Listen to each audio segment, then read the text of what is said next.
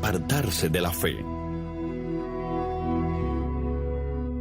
Las Escrituras nos advierten sobre la caída que ocurrirá entre los creyentes en los días en que vivimos.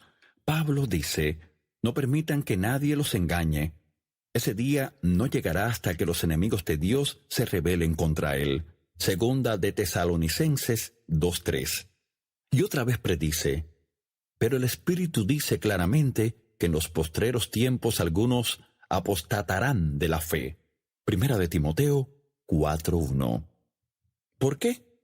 Porque llegará el tiempo en que no van a tolerar la sana doctrina, sino que llevados de sus propios deseos, se rodearán de maestros que les digan las novelerías que quieren oír. Dejarán de escuchar la verdad y se volverán a los mitos. Segunda de Timoteo 4:3 y 4. En el pasaje citado más arriba, note que Pablo dice que apostatarán de la fe.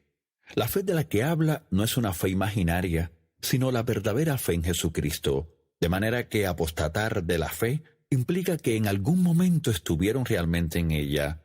He compartido las verdades de casi todos los escritores del Nuevo Testamento en cuanto a apartarse de la salvación. Ahora quisiera presentar algunos de los escritos de notables padres de la iglesia primitiva, algunos de los cuales fueron compañeros de los apóstoles que escribieron el Nuevo Testamento. Encuentro que sus escritos se correlacionan de manera directa con lo que hemos visto en las Escrituras. Practiquemos entonces la rectitud para que podamos ser salvos hasta el fin.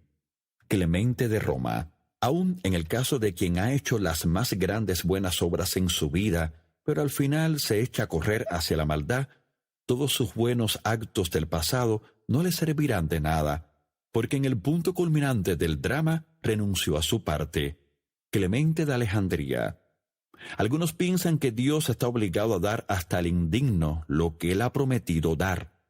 Entonces convierten su liberalidad en su esclavitud, porque no caen tantos después fuera de la gracia. ¿No se les quita a muchos este don? Tertuliano. El hombre puede poseer una justicia adquirida de la que es posible que se aparte. Orígenes. Quienes no le obedecen serán desheredados por él. Han cesado de ser sus hijos. Ireneo. Al oír mi postura en cuanto a estas verdades de las Escrituras, algunos me han calificado de manera errada, diciendo: John, eres un arminiano. Es un término que el diccionario describe como sigue: de lo relacionado con la teología de Jacobo Arminio y sus seguidores, que rechazaban las doctrinas calvinistas de la predestinación y la elección, y que creían que el libre albedrío del ser humano es compatible con la soberanía de Dios. A estas personas les contesto sencillamente: no soy ni calvinista ni arminiano, sino un cristiano que cree que la Biblia es la infalible palabra de Dios.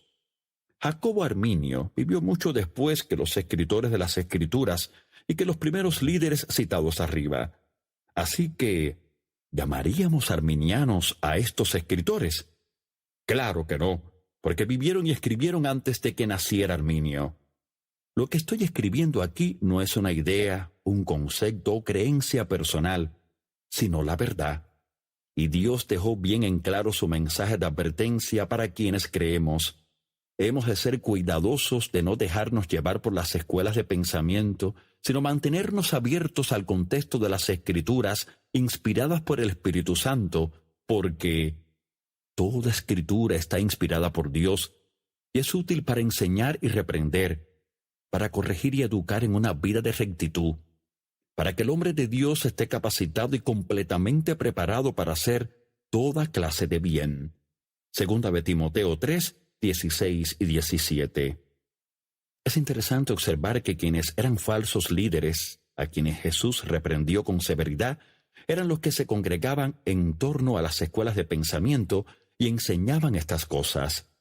Sin embargo, si vemos lo que se decía de Juan el Bautista, de Jesús o de otros que hablaban de verdad, se informa repetidamente que les enseñaba como quien tenía autoridad y no como los maestros de la ley. Mateo 7:29. Por eso, Pablo instruye a Tito: esto es lo que debes enseñar. Exhorta y reprende con toda autoridad. Tito 2:15. Y a Timoteo le escribe: te encargué que permanecieras en Éfeso, y les ordenaras a algunos supuestos maestros que dejen de enseñar doctrinas falsas. Primera de Timoteo 1:3. También le indicó a Timoteo: predica la palabra, persiste en hacerlo, sea o no sea oportuno. Corrige, reprende y anima con mucha paciencia, sin dejar de enseñar. Segunda de Timoteo 4:2. Y de sí mismo Pablo escribe: para que lo proclame valerosamente como debo hacerlo. Efesios 6:20. Vemos que esta es una característica de todos los verdaderos voceros de Dios. Su autoridad se funda en la palabra de Dios. No se reúnen en torno a sentimientos personales, escuelas de pensamiento, ni el consenso de la mayoría. La mayoría puede equivocarse a veces. Tenemos que saber que Dios dice lo que piensa y piensa lo que dice. Para no tropezar. Algunos se sienten sacudidos por este mensaje de caer de la gracia que tan claro aparece en las Escrituras. Vienen sintiendo pánico y me dicen: pero yo pensé que teníamos seguridad eterna. Les respondo: sí, claro, tenemos seguridad eterna. Jesús dijo que no perdería a ninguno de los que el Padre le diera, Juan 18:9, porque jamás nos dejaría ni abandonaría. No dijo que no pudiéramos dejarlo a Él y perdernos.